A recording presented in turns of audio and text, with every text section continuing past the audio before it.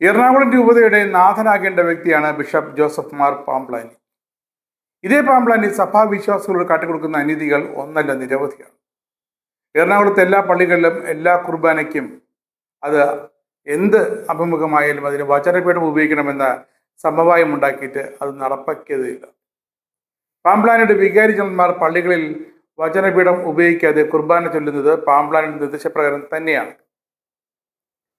സമവായം പ്രകാരം ആഴ്ചയിൽ ഒരിക്കൽ മാത്രം അർപ്പിക്കുന്ന നിയമാനുസൃത കുർബാന എല്ലാവർക്കും പങ്കെടുക്കാൻ അസൗകര്യമുള്ള ഉച്ച സമയത്ത് ക്രമീകരിച്ചത് പാംപ്ലാനിയുടെ അനുവാദത്തോടെ തന്നെയാണ്. സഭയോടൊപ്പം നിന്ന വിശ്വാസികൾക്ക് പുല്ലുവില കൽപ്പിക്കുന്ന പാംപ്ലാനി യഥാർത്ഥത്തിൽ വെല്ലുവിളിക്കുന്നത് സഭയുടെ നിലപാടുകൾ തന്നെയാണ്. എറണാകുളത്തെ പ്രശ്നങ്ങൾ തീർന്നു എന്ന് റോമിനെ തെറ്റിദ്ധരിപ്പിച്ച് വിമത വിഭാഗത്തിൽ നിന്ന് 2 പേരെ മെത്രാന്മാരാക്കാൻ ഇപ്പോൾ നീക്കം നടത്തുകയാണ്. വിമത വിഭാഗത്തിന്റെ വിഘടനവാദ പ്രവർത്തനങ്ങൾ തുടരാൻ ഇത് ഒരു സംശയവുമില്ല കാരണമാകും. വിഘടന പ്രവർത്തനങ്ങൾ നടത്തിയ സഹായമെത്രാന്മാരെ വത്തിക്കാൻ ബലമായി പുറത്താക്കുകയും പിന്നീട് മറ്റു സ്ഥലങ്ങളിൽ നിയമിക്കുകയും ചെയ്തതാണ്. ഇതേ അവസ്ഥ വീണ്ടും സൃഷ്ടിക്കാനാണ് പാംപ്ലാനി ശ്രമിച്ചുകൊണ്ടിരിക്കുന്നത്.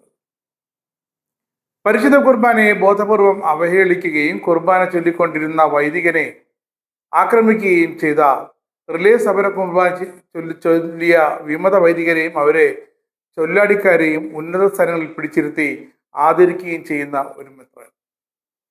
മാർപ്പാപ്പയോടും പരിശുദ്ധ സിംഹാസനത്തോടും വിശ്വസ്തയോടെ നിന്ന വൈദികരെ മുഖ്യസ്ഥാനങ്ങളിൽ നിന്നും പുറത്താക്കി വിമത വിഘടനവാദി വൈദികരെ അവിടെ കൊണ്ടുവരികയും ചെയ്തു. ഔദ്യോഗിക കുർബാന അർപ്പിക്കുന്ന പള്ളികളിൽ അത് തുടരണമെന്ന് വത്തിക്കാൻ നിർദ്ദേശമുണ്ടാവുകയും സമവായത്തിൽ തീരുമാനമെടുക്കുകയും ചെയ്ത പാംപ്ലാനി കുരി അംഗങ്ങളെ ഉപയോഗിച്ച് ഇതേ പള്ളികളിൽ പ്രശ്നം സൃഷ്ടിച്ച് വിമത കുർബാന ചൊല്ലിക്കുകയാണ്. പാംപ്ലാനി പ്രവർത്തിക്കുന്നത് അനീതി തന്നെയാണ്. എറണാകുളത്തെ കത്തോലിക്ക വിശ്വാസികൾ മുറവിളി കൂട്ടുന്നത് നീതിക്ക് വേണ്ടി തന്നെയാണ്.